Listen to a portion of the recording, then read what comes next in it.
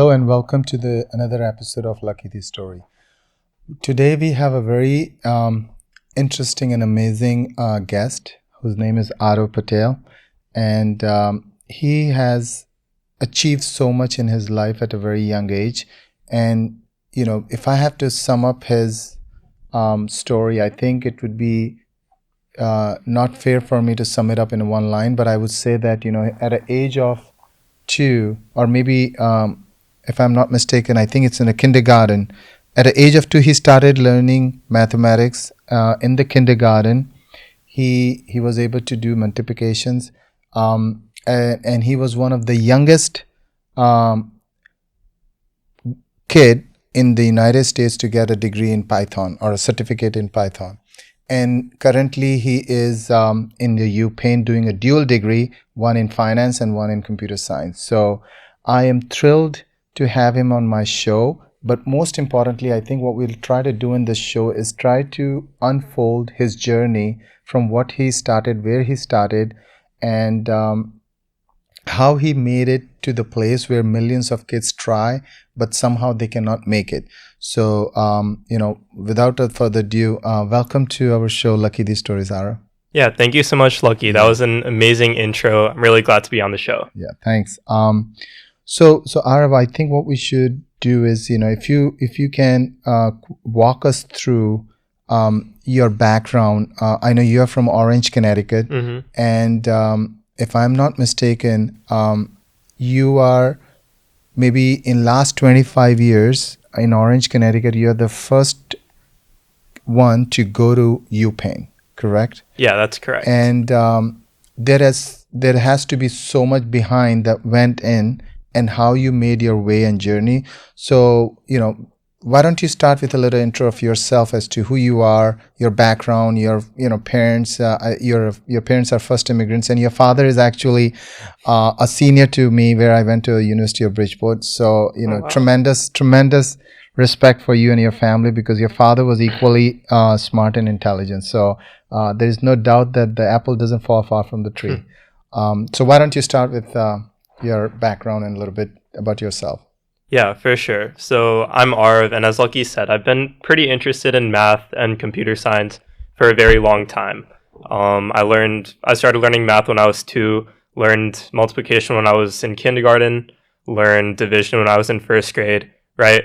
I just found these areas very interesting. I think my parents, they definitely encouraged me in this direction, but they never forcibly pushed me to do anything, right?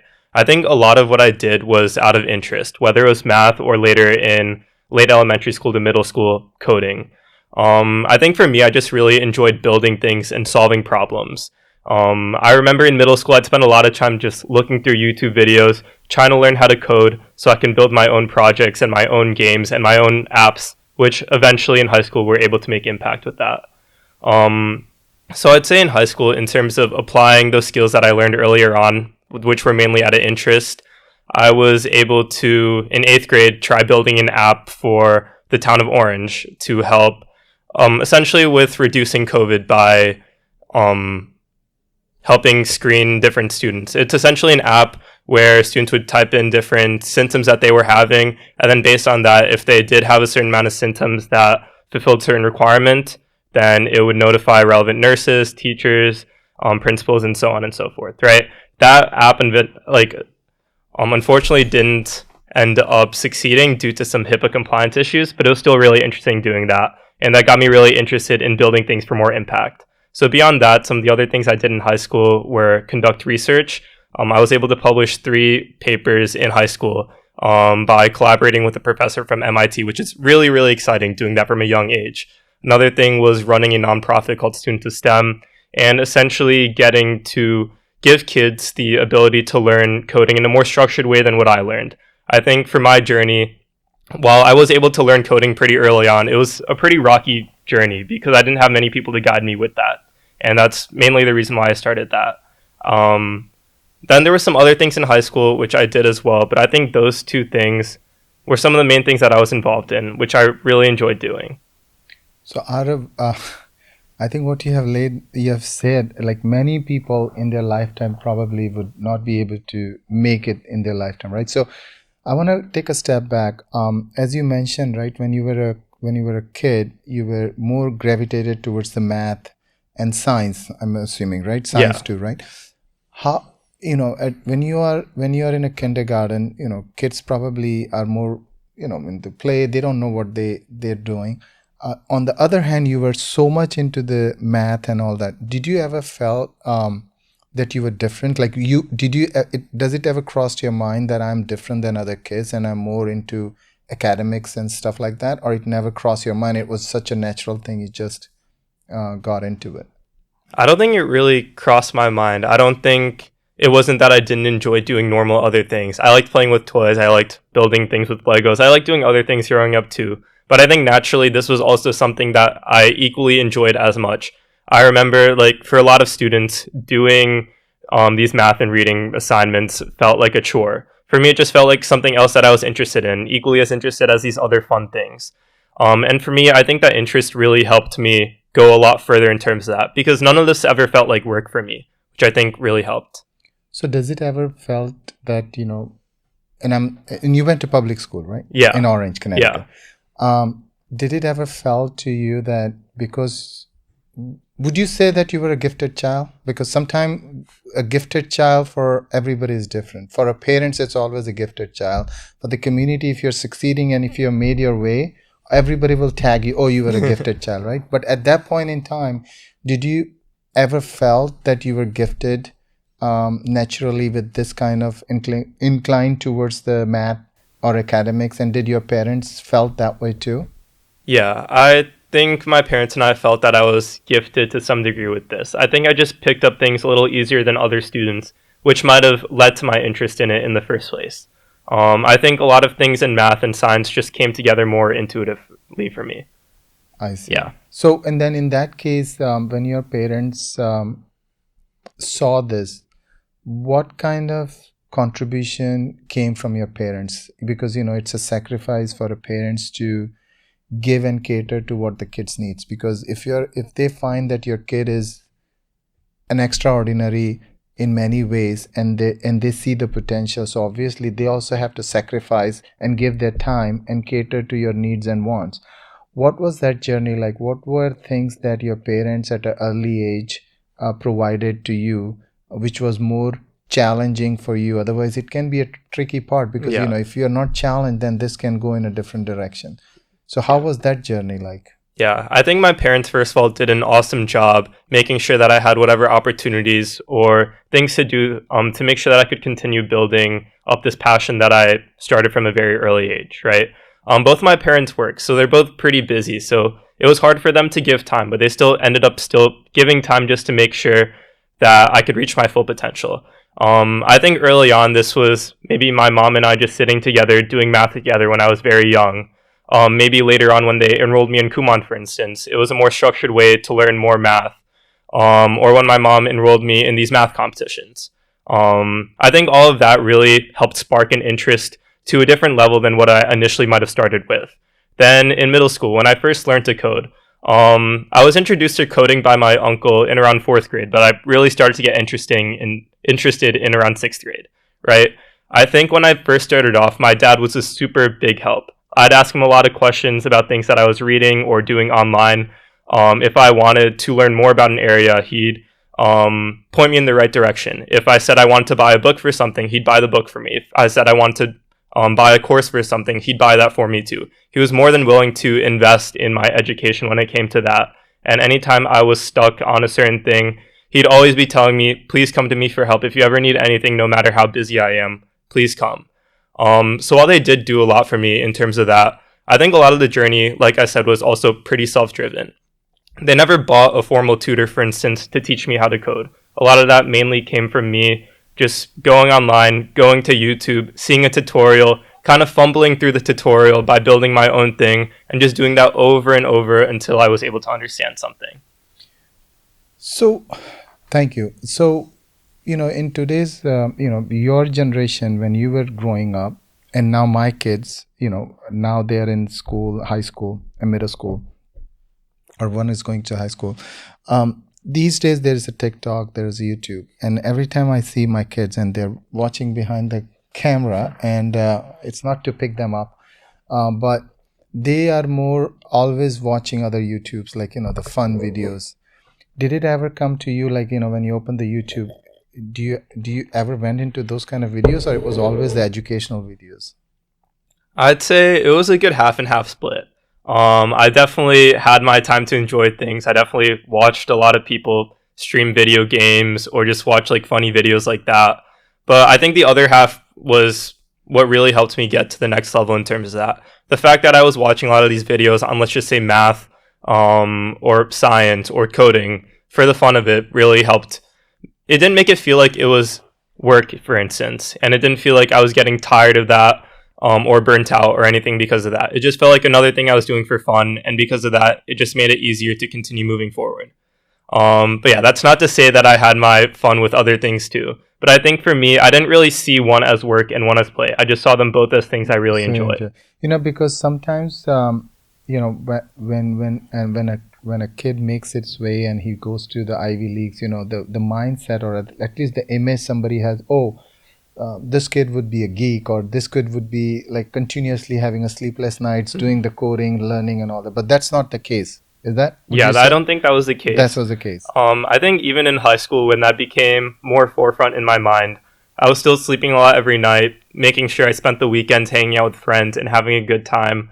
I think for me, what really helped me get into the Ivies was just the fact that I started doing this from a younger age because of passion and because I had so much experience with building things. When I did want to take it to the next level, it was easier to logically do that than maybe if I just started in high school, tried doing things solely for the purpose of getting into college, making it feel more like work rather than play, and ultimately get burned out because of that. So you think that if your fundamentals are clear and if you have done all the groundworks, I think it makes it easier. Is that?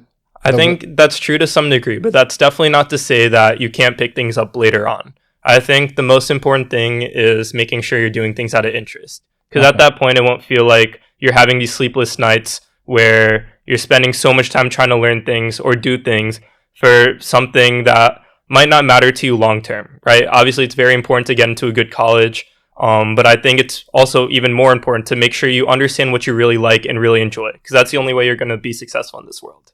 That makes sense. Now, growing up as a kid, I remember, I visited your home a few times, and there is a portrait of Steve Jobs. Yeah. And if I'm not mistaken, your father told me, or your parents mentioned that you drew that. Is that true? That's true. Yeah. So do you want to tell something about this? Why Steve Jobs? Was he the inspiration to who you have become, or you're planning to move on? Or like, what was the reason for having you pick Steve Jobs and nobody else? I think the reason I picked Steve Jobs is because at that point in time, I was very interested in technology. I think I was in around 5th or 6th grade. I remember reading about Steve Jobs' journey, and I thought it was very interesting. He was definitely someone who inspired me. He took the less conventional route, and like I said, he did things more out of passion rather than for reaching a specified goal, right? So for that, I decided that I want to make this portrait about Steve Jobs. I'd like to say that I've maintained the same artistic ability over time. Unfortunately, it's kind of fallen off. Still? Yeah, I don't think I'm as good as I was in 5th grade. Because yeah. your mind has diverted to more equations and stuff like that? Maybe I'll give it another go. We'll see.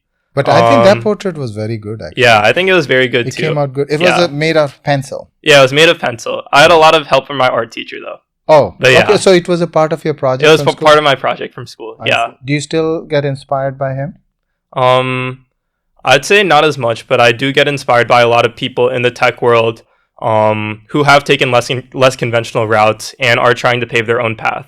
But I think the fact that I learned about him from an early age kind of showed me that you don't need to be a certain status or a certain age or certain anything in order to accomplish something. That makes sense. So when you were in a school, did it ever cross your mind, or did you plan for your journey to where you are today, or this organically happened? I think a lot of this organically happened. I think, earlier when I was beginning to code, I didn't realize that this would be something that I was going to be doing for so long, right? I think when I first learned how to code from my uncle, when he was showing me how to build this little light game on my Raspberry Pi. I thought that this was something interesting, and then like for the next year or so, I kind of just started to do other things. When I picked it up again in middle school and built my first project, then I really started to see, hey, this is a way that I could build my own things. And it's not like I need to pay extra money to buy materials or hire someone to help me do something. I can just do this on my own. I'd say in terms of that, I have built a lot, but my interests have kind of diverted over time. I've realized that I am pretty interested in other areas, like let's just say math, for instance, or finance. But I think that core interest in computer science is always going to be there. I always want to continue coding as I continue to grow and mature.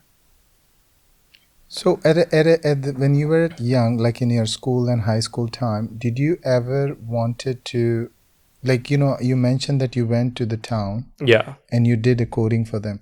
How because I asked my kids, I said, what are the other activities that you are engaged in other than the academics? Mm-hmm. And I'm thankful that, my kids are very academically strong and they're doing very good. But I also push them to involve themselves to other non-academics, to see what community service and other things that they can do that can be a part of their passion too. They're young, they're trying to find their ways. But as I understand from you, you were able to do a coding for a town. Can you throw us some light so that the audience who wants to approach somebody today in the town or anything, how was that, like, how did you initiate that process and how you were able to navigate through this? Was it an opportunity given to you, or you actually opened the doors and knocked the door? Yeah. So I'd say for this experience in 8th grade, this was an example where the opportunity was given to me. I was in the right place at the right time, and my neighbor is the volunteer health director of our town of Orange, right? So he was very involved in everything that was going on during COVID. He realized a need for something like this, and I think we were together at a party or some other event, and he was talking about this and asked if I was potentially interested in something like this. During this time, I had some experience with building some other apps.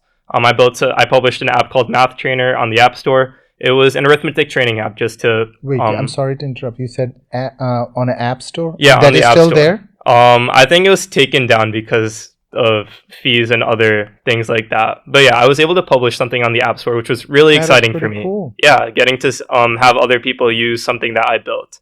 But from that, I think I got enough confidence to ultimately say yes to this opportunity, right? I think for those next 3 weeks, I spent a lot of time just designing different interfaces for this app, designing a backend to make sure that it could send this information to the principals, nurses, teachers, and so on and so forth. I think I was communicating with him every other day, showing him different prototypes of my app. So I was really invested in it, and it was a really fun experience for me to do too.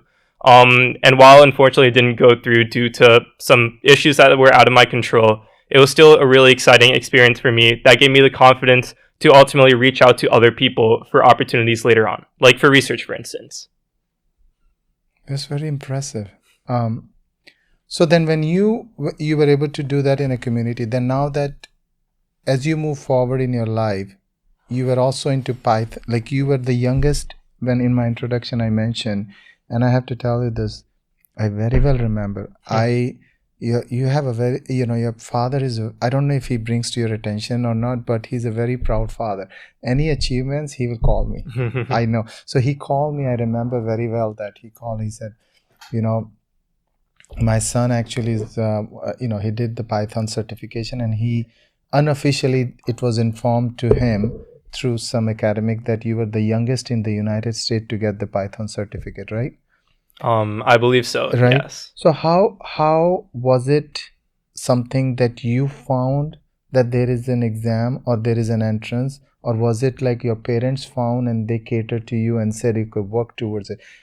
The reason I want to understand this because there are many kids out there who wants to do so many things, but sometimes they are not privy to that knowledge. And sometimes they are, but they don't have the push and the motivation. So I'm trying to understand how did you manage to get into this and how you managed to do what you were able to do after you got that certificate? Yeah. So I think in terms of this opportunity, it was introduced to me just when I was scrolling on the internet, looking at YouTube videos and trying to learn more about Python.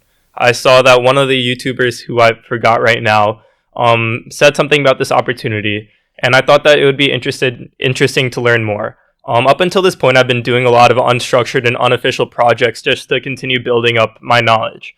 But I thought it would be good to work towards something more structured to ensure that maybe that I'm a more well-rounded coder. Maybe it could give me more self-confidence to pursue even bigger projects. Maybe a mix of both. But I thought that it would be something interesting to work towards and really make sure that I had a very, very strong grasp of the fundamentals. So I told my parents about this opportunity. They both were very excited when they heard about it, and they said, yeah, you should definitely work towards this. It sounds like a great thing for you to do. So I think I spent a month or two just studying the different concepts within that. Definitely some stuff that I was unfamiliar with, but definitely things that were important to learn and that have helped me later on right now. After taking the exam, I was really proud when I saw that I was able to pass. But I think another big takeaway from this too is that, while yes, I was able to get this certificate early on, I don't think getting a certificate versus not getting a certificate will define how good you are at something, right? I think for me personally, having something structured and able to work towards made it easier for me to learn things and also gave me more self-confidence to pursue bigger projects afterwards when I got the certificate in around 7th or 8th grade. But I think other kids who want to follow a similar journey can continue just building projects on their own and know that over time you will eventually know these skills and be able to do bigger and better things. So it's just not the outcome, but the process and the next takeaway that you take from that particular project. Yes, that's exactly it. I think a very big thing that I've learned in my life is that you shouldn't be outcome driven. You should be very process driven. Just from building that app in 8th grade and not having it be published due to HIPAA compliance issues, I learned pretty early on, even if you put a lot of effort into something, it might not turn out the way you expect. And that's fine. Sometimes you have to be comfortable with that, right? Because that's going to happen with a lot of things in your life. You might be working towards a job which you might not get. You might be building a startup which might not work out. You might be doing a million things which don't work out, but that shouldn't discourage you from trying in the first place. And I think learning that very early on helped me a lot in high school because, yes, while I had a lot of success in high school when it came to a lot of things that I did, there was also a lot of failures that maybe a lot of people don't see. And what would that failure be if you have to look back and regret? Or at least not a regret, but something you may have learned from it. What is that you look back and say, this was a failure and I wish I could have done a better job? Yeah, I think looking back, I don't think anything I did is a failure, but in the moment, there were certain things I did think were failures. Like, for instance, I remember as a part of our science research program, we have to build a project. So for 9th grade, I built this unattended kitchen equipment detection system. It had slow down. Yeah. Because that's... Yeah, it's a very fast name. Yeah. Okay. Essentially, it helped detect whether your kitchen equipment was unattended or not, right? Okay. So let's just say you accidentally left the house, then it would tell you, hey, you forgot to turn off the stove, right? Okay. This was just an idea I had because we had an experience with that in our house. Thankfully, nothing happened, but I know that in certain cases, if you do leave the stove unattended and it stays like that for a long time, it can lead to catastrophic consequences, right?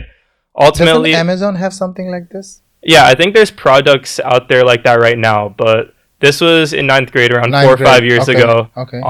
So this was something that I was just thinking that I wanted to build. And? It was first because there's a problem, but second because I was interested in learning more and I wanted to do something hardware related. Okay. So in this case, I bought a Raspberry Pi, connected, wrote some Python code, bought an infrared camera to attach to my Raspberry Pi. Then it would relay this to an app, which would essentially notify someone if there was kitchen equipment that was unattended or not. So this was in your home? Yeah, this was in my home. And? Super interesting to build. It was a lot of fun to do. I had a great time with it. But then the science fairs rolled around. I presented my project, and I didn't get any awards for it. No recognition, nothing like that. What was the reason, did you find out? Were there some other projects which were more appealing at that time? Or? I don't think it's good to speculate because there's a million reasons why one project could have placed higher than another one. But I think for me, working on that project for 6 to 7 months continuously, spending a lot of time just learning different skills with it and not get recognized formally for it, for instance, it didn't feel too encouraging, right? When I look back now, I'm very thankful I did that project because I think I learned a lot. But at that point in time, I was kind of frustrated I didn't get awards for that. And then if we fast forward to some other years, right, there's other projects that I did that did end up getting awards in these science fairs, right? I think a lot of it comes down to randomness and luck, but I don't think you should ever let that deter you when it comes to anything. So when you say you were not, you were upset at some point, how do you, at that point in time, it's easy to say now, and this goes back to your point, you are inspired by Steve Jobs, because I remember one of his quote, which I always refer to myself, you can only connect the dots backward. That's what his, I don't know if you have Yeah, heard that. yeah. I You think can, I've heard that a lot. He yeah, says he. Oh, go ahead. no, sorry to interrupt. What he always used to refer back and say that, at that point in time, it may not make sense, but when you look from here and when you look back, you can only connect the dots backward. There is a reason why things happen, which led you to where you are. So, but at that point in time, when you were disappointed, how did you manage to overcome that disappointment? Because it's not easy. We are in a ninth grade. Even now, when I get a failure, it's not easy. I mean, I have to really work hard to overcome, but I'm way older than you are. So how was there a family support, or was it that, because I think the conversation I'm having with you, and I genuinely think that at your age, I think I was not that mature the way you are. So is that your maturity level was high, or is there a support that you got from a family? How you manage to overcome those failures or disappointments? I think a lot of support definitely came from my family because they gave me the reassurance I needed to tell me that the project that I was building was interesting and that my efforts for spending a lot of time on it were validated too. And I think in terms of how I approach failure for a lot of things, even later on in high school, maybe even in college, maybe even later in my life, typically when something happens, I try to put more effort and bounce back twice as well, right? So I think after that project, while it might not have been like a failure in the traditional sense, right? I think that summer I spent a lot of time just learning different things that I thought could really upgrade my projects to the next level. Something I was really interested in at that point was machine learning. So I took a course from Stanford on machine learning. It was an online course on Coursera, which I thought was really interesting just to learn more about. There were some concepts I didn't understand, being quite frank. But the fact that I was able to go through that and at least get maybe like 60% or 70% of the content definitely helped me with other projects moving forward. So you're continuously hungry about learning. Yeah. Because that's what I'm getting at. Like, you're always online looking at things and you're trying to see what else. Yeah. I think even after I got into college, I still enjoyed reading, just building projects on the side and doing things for enjoyment versus for a specific goal. And I think that's a very important thing to have in your life, right? Because if you're doing things for a certain goal and you achieve that goal, now what, right? What are you going to do now? And let's just say you don't achieve that goal, right? Again, what are you going to do? I think if you're doing things out of enjoyment and curiosity, success will naturally follow. I remember that was a Three Idiots quote. I think Rancho said that. Yes. Pursue excellence and success will follow. I think that's one of my favorite quotes of all time because I think it's so true. I agree. And I feel like a lot of people overlook that right now. No, I agree. And I have witnessed in my life so many times with my experiences. Yeah. You watch Bollywood movies? A little bit, yeah. I'd say I watched a lot more when I was growing up with my parents. Now not as much. Not much. But yeah. We can go on this because this is a very interesting subject, and I wanted to have you for a long time because I also have a personal interest because I want my older one is going into the 10th grade and my younger one is going in the 8th grade. I'm trying to understand as a father that, what are the things that you did? Two questions. One, when you were planning for your journey, did you clearly had in your mind that this is the university or area where you want to go? Or B, actually not or, B, what were some of the steps? Because academically you're very strong and also you're doing other activities. But this is what I have heard so far is all academics, right? The coding and all that. Is there a mathematics to this equation where you could say if you do A, B, and C and you think about this and you lead and you end up being there? Or was it like you worked towards it and you said that, okay, not if this, then I have other backup plan? Like what were some of the things that you did in the college time, school time to make this happen where you are? Yeah. So I think I'll answer your second question first. Okay. Unfortunately, I don't think that there's any mathematics behind getting into an Ivy League. Okay. I think a lot of it's up to chance. And obviously, there are certain activities that you could do to help you get into an Ivy League. But at the end of the day, there's some very talented students who end up getting into these schools and there's some students who people think aren't as talented or qualified who also get in, right? At the end of the day, I think it really just comes down to you. It should be something you should aim for, but nothing you should obsess over and feel like you did something wrong if you don't get into these schools. For me, I think I'm very fortunate that I was able to get into UPenn. Did you aim for it? Yes. Did you Yeah, this was a school that I was very interested in for a while. I think the areas that I was interested in kind of deviated over time. So when I was in ninth grade, I got very interested in finance, which maybe not a lot of people, at least from Orange or this area, know about me because they know that I was very interested in computer science growing up, right? I think a lot of people see finance as a very boring industry where you're just manually typing in numbers and computing things like that. I think it's way more interesting than people give credit for because it's a very creative field when it comes to trying to, let's just say, identify good investment opportunities, what good business models are, so on and so forth. And for me, I really enjoyed thinking about that in terms of understanding these qualitative things with more of a quantitative focus, right? How can you quantify whether one business is better than another or something like that? So because of that, I was very interested in finance in ninth grade, and I knew that Wharton was the best school for that. So I was really aiming for that, right? Obviously, it wasn't anything I want to obsess over. If I didn't end up getting in, it wasn't anything that I would sulk over or beat myself up over, right? Because I understood that it was random to some degree. But yeah, that was something I was aiming for. And I think over time, when I was in sophomore, junior, and senior year, I realized that you don't have to give up one to do the other, right? I didn't have to give up computer science to do finance and vice versa, right? I think a lot of the projects that I've done with computer science have shown me that just studying this subject, even if it's something I might not use in the future, still just helps train your brain in a certain way that you could approach the world in a different way than other people who haven't studied a STEM subject might, for instance. Okay. But yeah. So, but then this is good. But then also, like, because there is also a conventional path where, you have to prep for your SAT. Yeah. You also have to do a counseling. And you have to do so many things which the school offers and you as an individual you do. Was there a similar approach? Like you had all this, you had a counseling too? I had a guidance counselor at school who definitely helped me. But not me. a private? Not a private one. Because there are many out there which they charge a lot. Yeah. And a lot of people go to that. What would be your recommendation or your thought process to the kids who are today planning to go and take that advice? Would you say that if you're self-driven and if you're able to clarify yourself what you really want to do and where you want to go, you don't actually need somebody's hand outside? Yeah.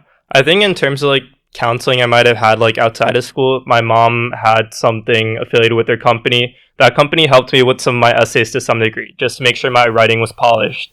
Because I was very good at coding, maybe writing might not have been as great. But even then, that was only for my Common App and maybe a couple of supplementals, right?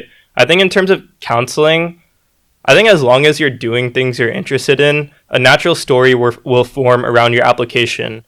And if you're interested, it'll be easy to communicate that to the applications committee, right? Okay. So for me, I think just showing this interest in computer science and finance made it very easy to write about that in my applications or some of these other experiences that I had. For instance, one of the big parts of my Common App was about failure. And I talked a lot about the app I built in 8th grade, right? Because I think that was something that really shaped my mindset from a pretty early age in terms of how I should approach hard problems, right? I should approach them in terms of doing the best I can in terms of the process and not really fixating over the outcome. So was it a part of your essay that you wrote in? Yeah, that was a part of my Common App. Yeah. Nice. Yeah. So what would you be open to share some of the glimpse other than what else was in a part of your essay that actually you thought made a big benefit in making our application stronger? Yeah, I don't fully remember some of the specifics right now. Okay. But I think something that helped with my applications was being very specific in terms of what I was interested in, right? Because I think a lot of students are interested in computer science and finance because they're both very interesting fields with a lot to do. But really communicating to the admissions officer, this is what I really like about these two areas. This is something that I want to pursue at the university. And this is specifically how that university can help me, can really help you stand apart, right? The last thing you want is a very generic essay that maybe not a lot of other people can emulate, right? I see. If you have something very specific showing something you're hyper interested in, then that's going to ultimately resonate more with the admissions officer, I believe, and help you get in. So what other colleges that you tried? Would you be open to share? Yeah, so I wrote applications for around 15 or so colleges, which I know is a lot, but for me, my reasoning behind it was if I spent a lot of time the beginning of my senior year applying to as many places that I was genuinely interested in, right, and none more beyond that, then it would help pay off afterwards, right? Because let's just say I didn't end up getting into UPenn early decision, then I would still have other schools that I was interested in that I could shoot my shot at. And if it didn't work out, then I wouldn't have any regrets for that. In terms of other schools, like I said, I applied to UPenn early decision. So that was the only school I heard back from, and luckily I was accepted. So you were the first one. First UPenn is the first one to come back. Yeah. And I remember your father once mentioned that you also did summer programs there. Do you think that also helps? Does UPenn looks at as an interest that, okay, this individual has a strong interest in a university with the program? Do you think that helps? I think it helps, but not in the sense that most people might think. I don't think it helps in terms of checking the box, like saying, oh, you went to the summer program, your chances are now 20% higher. No. But I think it helps you understand what the university is about. And it really helps you write better essays about it, for instance, because you know what you want to do at that university more than other kids do, right? That's not to say if you don't do these summer programs that you can't get in. As long as you spend the same amount of time just trying to understand what you really want to do at that place, then I think the admissions officers will understand that you're very interested in the school and will take that into consideration. Right. All right. So this is good. Our time is coming up, but I also want to spend some time, if I can, to understand now you have finished your 1 year in UPenn. Mm-hmm. You're doing 2 degrees, one's in finance and one in computer science. When you were a kid and when you were imagining about the Ivy Leagues and what you have experienced in 1 year, does it match? Or you had some fantasize about Ivy Leagues and it's not that what you think? I think some parts match and some parts don't match, right? Okay. I think like certain things at the school, you might find at a lot of other schools, right? Like maybe some of the introductory classes. I think when you're learning linear algebra or multivariate calculus or other subjects like that, it's going to be pretty similar across all the schools, right? Mm-hmm. There's some classes that I've taken that have been amazingly taught and that I realized, okay, wow, this is why I go to an Ivy League school, right? But I think the main benefit that I've found that matched my expectations and in some cases exceeded my expectations is the amount of opportunities and attention that's really thrown your way, right? So for the dual degree program that I'm a part of, we have something called M&T Seminar where alumni come in every week to talk to us about the field that they're working in, right? We had some very impressive people come in. These were hedge fund investors, successful startup founders, private equity personnel, software engineers, a lot of people from a diversity of areas who were fine coming in and letting us ask any questions that we wanted to ask, right? This isn't something that you might get at most other schools. So I think it was very interesting for me just getting these opportunities and getting such easy access to ask incredible people such interesting questions. Anybody famous that comes out your way? Anyone famous? I don't think anyone very famous has come that I've met. I know Mark Cuban came to our school like a couple months before. You met him? I didn't meet him, unfortunately. I wasn't there for that event. Wow. But yeah, it's really interesting, like the people that come. But I think the most important thing or the most interesting thing that I've found is the people you're surrounded by, your classmates, right? There are similar people who in high school, middle school, or growing up were also very passionate about certain areas, which ultimately helped them get into a school right like this. I think being surrounded by so many passionate people really pushes you to do the best you can. And it also gives you more ways to learn, right? Because now you're not only learning from your classes, but you're also learning from your classmates.